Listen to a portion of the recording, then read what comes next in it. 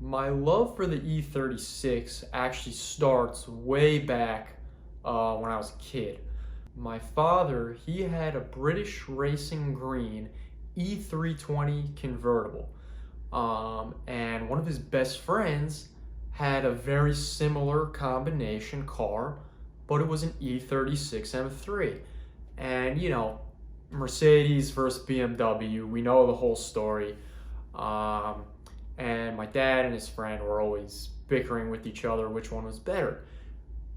To my dad's surprise, I fell in love with his friend's M3 and not my dad's E320.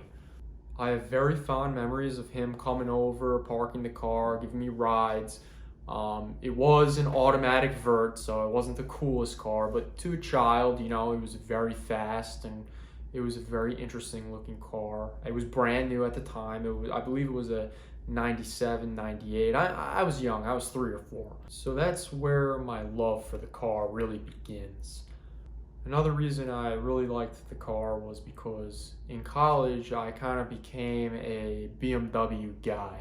I had a 320 X-Drive that I leased. It was brand new when I got it. It was pretty awesome. Wasn't the fastest car, but it looked the part. It was really nice and it got me from anywhere I needed to go. And of course, a college kid having a brand new BMW, everybody loved it. So I graduate from college, my lease is up, I give it back, and I'm like, wow, I want to have another BMW. Maybe I should have an E36 M3. They're relatively cheap. They were even cheaper at the time. They were, for a clean one, like 8,000–9,000. Now for a clean one, you're looking at 14-ish. But back then 8,000–9,000 would buy you a pretty good one with relatively low miles for an E36. So I was in Florence with my friends and I found one. My buddy Ed helped me. He also had an Estral Blue convertible all throughout college that I absolutely loved. We find this beautiful car for sale. It looked in unbelievable condition. I look up the VIN. I was too cheap back then to pay for Carfax, which was a big mistake. But overall it looked nice. So I get home from my trip, I say, hey, I'm gonna go get this E36. The E36 was in Washington, D.C., and I was in New Jersey. So what I had to do was hop on a train to New York City, then take the bus called Vamoose all the way to Washington, D.C. Here was my first red flag. The owner of the car, he, number one, claimed to be the owner of the car, which I later found out he wasn't. It was actually, he was a salesman at a dealership, and for some reason, there was no information on the dealership in the ad. It was listed as a private sale. The guy was talking to me like it was a private sale, whatever. I get there, it's a ratty dealership, and I'm like, you know what? I kind of know what I'm doing. If it's bad enough, I'll go home. Or so I thought. So I start looking at this car, runs, drives, making all the right noises. Unfortunately, they didn't have the Carfax. Well, they did have the Carfax report, but there wasn't a lot of information. It was almost as if some information was missing. I later found out that they threw away a lot of pages and photoshopped quite a bit of the Carfax. So the car looked pretty clean, and to my surprise, it made it from Washington, D.C. to New Jersey. And the whole time it's pulling to the left, and I'm like, okay, that's a simple job. It's probably just a tie rod or something like that. So whatever, I hold the steering wheel, to the left so I don't pull to the right into traffic, and it was fine. Made it home. Here's where my problems began.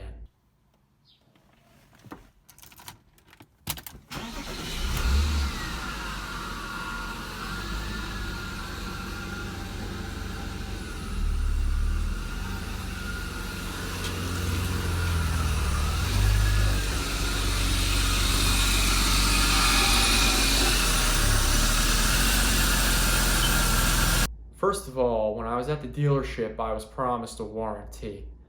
And I actually had it in writing that I got a warranty. So the first thing that happened when I got home 2 days later, the whole thing, it won't crank, it's not the battery, I don't know what's going on.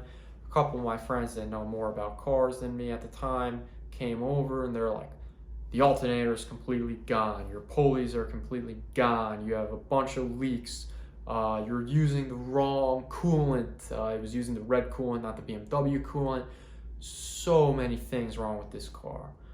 I call the warranty company and they go, wow, you actually don't have a warranty.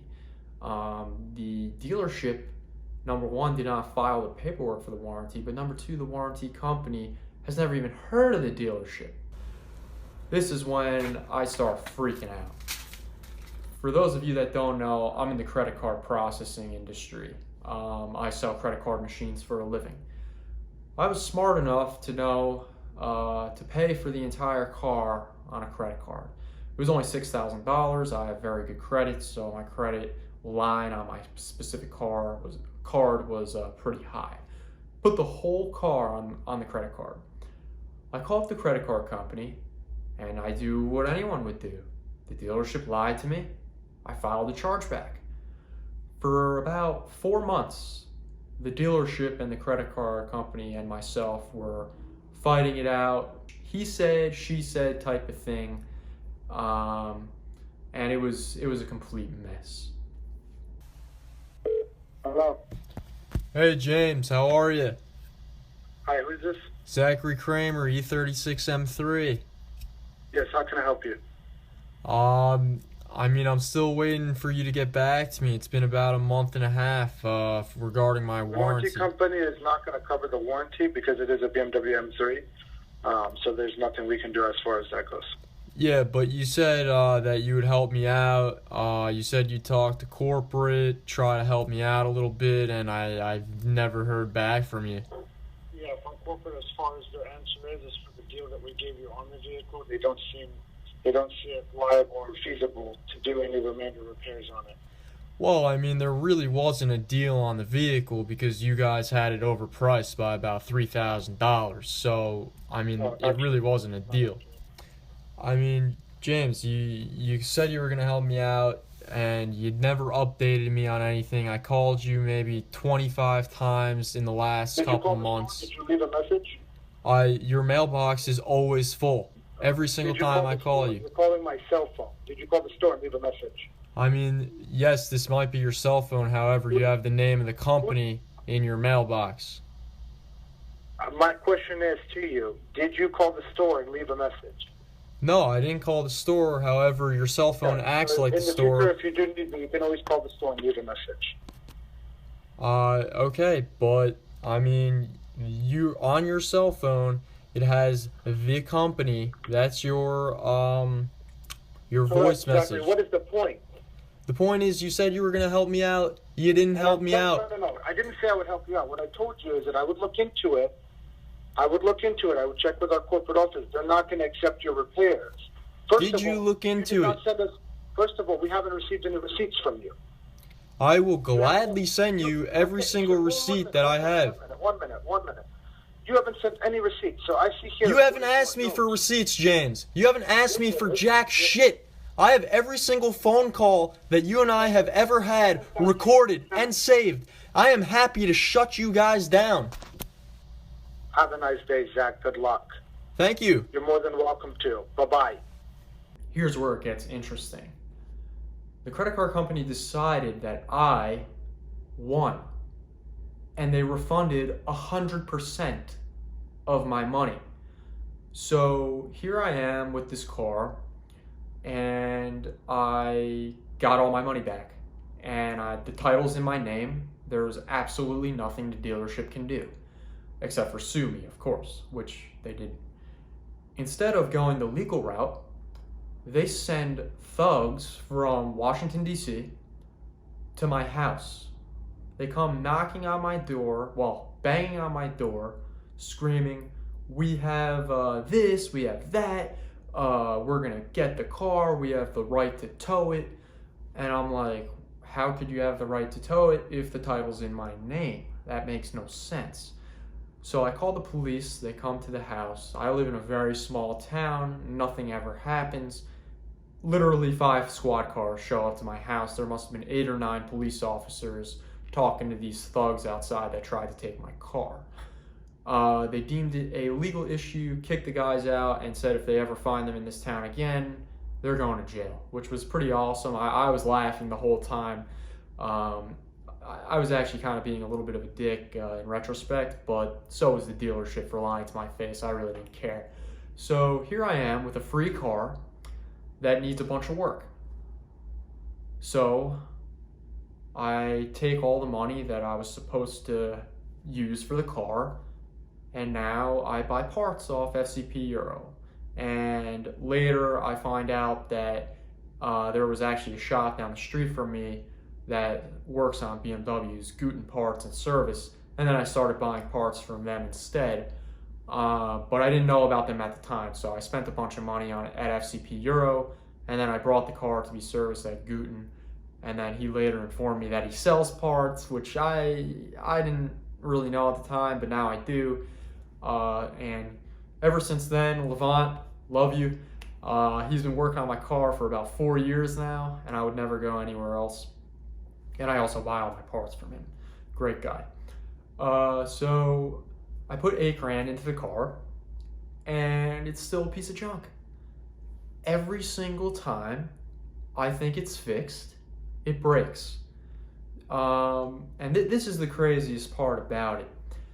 I did everything. I did the clutch, the flywheel, the whole thing, rear main seal. I fixed every single leak. I did, you name it, I did it. I had to do the suspension. I literally everything. I did bushings. I did, you name it, I did it. And I was actually in the car a total of about 12,000 when all was said and done. And one summer, I go there, and Levant had a guy working for him. He goes, "You're banned from the shop," because he felt so bad for me for spending so much money on this car. He actually banned me from the shop. I'm banned from the shop. My car apparently was perfect. It actually was perfect when he banned me from the shop. I'm driving along, and all of a sudden, there's coolant all over, everywhere. The road, my driveway, all over the place. Friends are laughing. You just had the coolant system completely refreshed. What could possibly be wrong now? Well, I blew the head gasket.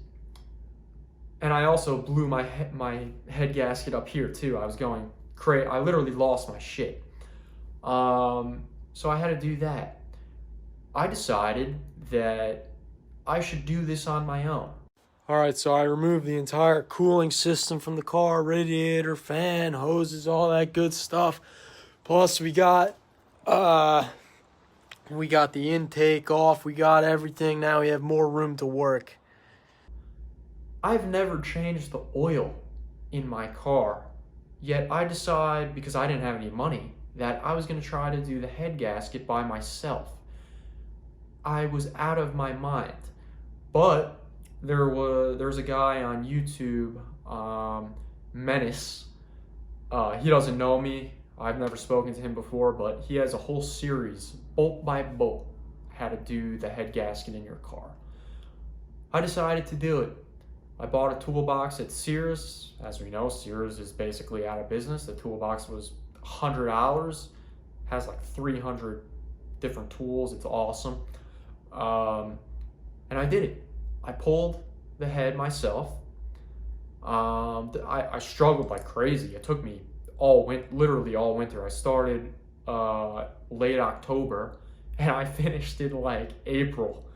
But I did it, and it's one of the most proud moments of my life. Just taking a car apart, and that was about 2 years ago now.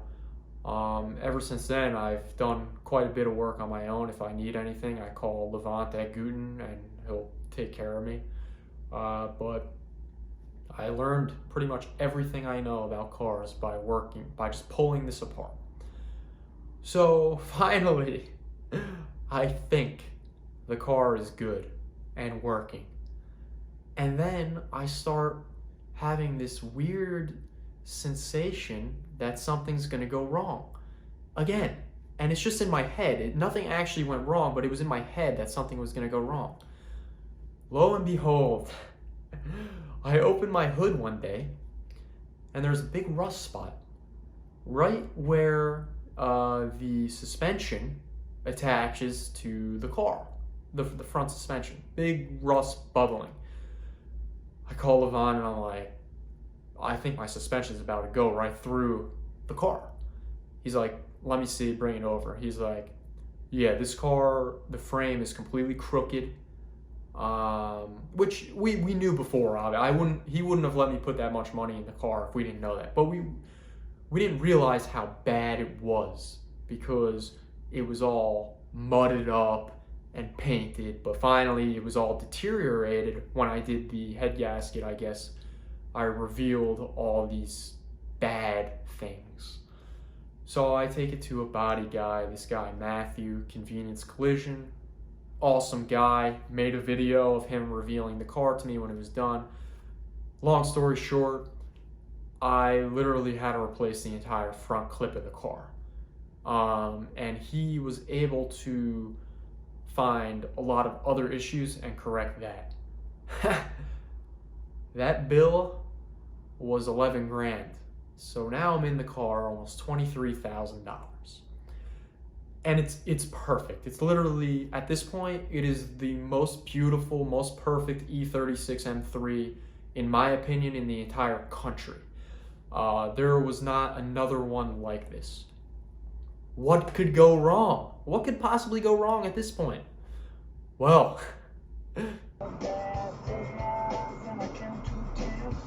oh! Hey! What the fuck? No! Come on! What the fuck?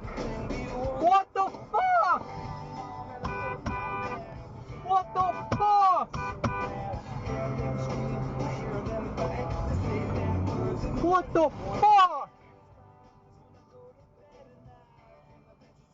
What the fuck? yeah. So that was about 2 months after I got the car perfect. I called up Matthew, and I actually sent him the video. I also sent Levant the video. They were cracking up. As you can see, it was very funny. Looking back on it, it was pretty funny. The insurance company of the truck driver gave me $2,000 in restitution because, as you can see from the video, not only did he hit me, he kept going. He literally kept going. I was honking, I was screaming, what the hell are you doing? He kept going, and I kind of milked it a little bit, but the insurance company gave me $2 grand in restitution, and they also decided to pay for the repairs. Most of the repairs, it was, Matthew at Convenience, he does everything by the book, which is what you want. So it turned out to be around a $6,000 repair just for the bumper, but he made it really nice. He does a lot of extra work as well. He really hooks it up. If you're in Pennsylvania or Jersey, you definitely need to go to him if you have a car you really truly care about. So yeah, but I had it at that point. I was so done. I mean, from buying a horrible car, having guys trying to steal it from me, accidents, this, that, the other, I'm out. So I finally listed it for sale. When I listed it for sale, I found a lot of interesting information. Like in 2010, for example, the car actually belonged to Enthusiast Auto Group. So the car was actually a very good car until the owner before me had it and completely destroyed everything about it. So I'm in the car, $26,000, and I listed it for what I put into it. And obviously, it has 160,000 miles. on a good day, it's worth $12,000. Everyone knows that.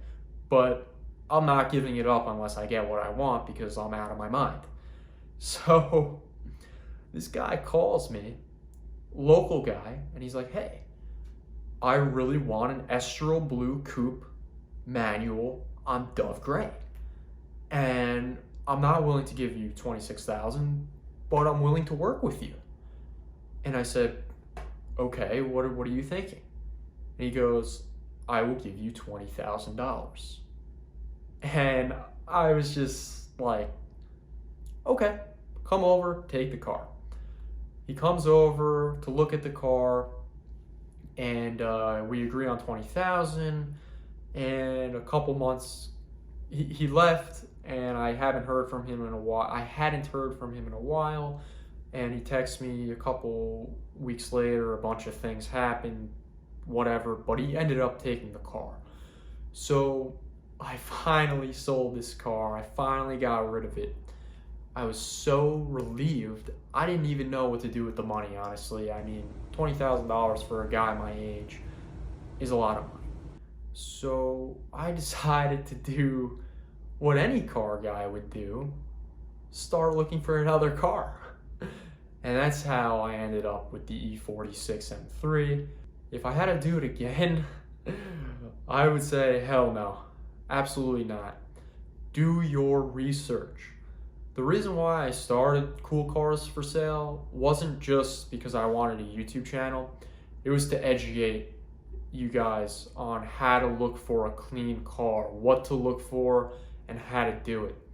If you're going to a sketchy dealership like I did, there's a lot of things that are going to go wrong. But if you are going to do it, get a pre-purchase inspection. It's $200. You'll literally save, in my case, over $20,000. I mean, think about it. I spent like 20-something thousand in parts and labor, and I got the car for free. Imagine if I didn't end up winning that case. I'd be in the car for 35 grand on an E36. Like, what? So definitely don't do what I did. I miss the car. I'm happy it's gone, but I do miss it. And that's pretty much the story of the E36 for me. I hope you enjoyed this video. I hope you enjoyed the story. If you are an E36 owner or planning to get an E36, I hope this didn't freak you out. It is a good car, just not for me. But please stay safe, stay healthy.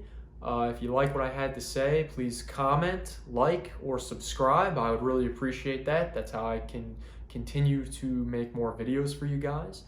And have a good one. Stay safe and healthy.